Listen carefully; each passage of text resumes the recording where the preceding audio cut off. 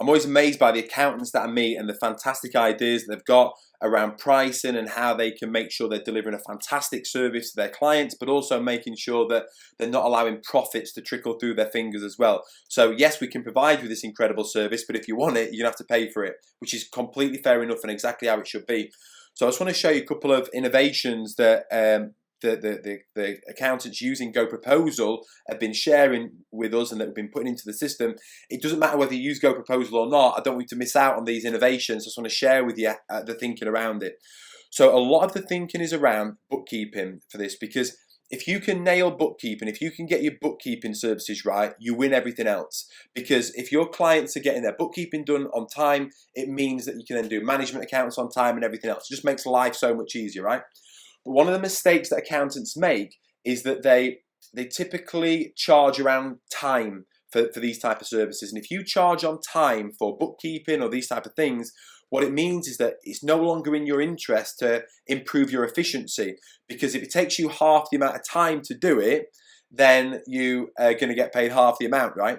So what you always need to be doing with these type of services, although we price it, is to charge around transactions. So if somebody wants invoices, raising and sending invoices, we figure out how many invoices they want raising and sending, and we charge £1 per invoice to do that.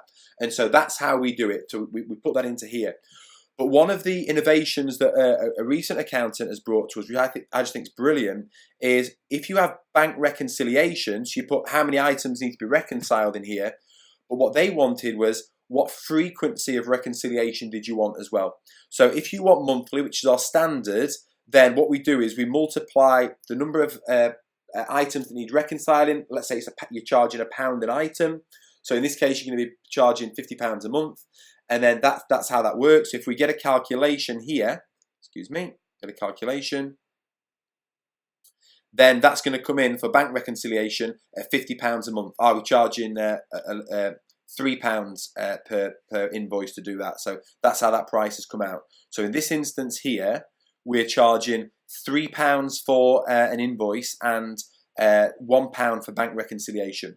But if they chose to do it weekly, then what that's going to do, if I just recalculate the totals, is it's going to increase that amount by 1.5, because the way that we've configured the pricing in the back end for this service is we're charging a fixed price of £1 per number of items that need reconciling. But then what we also are multiplying it by is by the frequency of reconciliation. So if you want it monthly, it's just going to be the same price. If you want it weekly, it's going to be more. If you want it daily, it's going to be even more.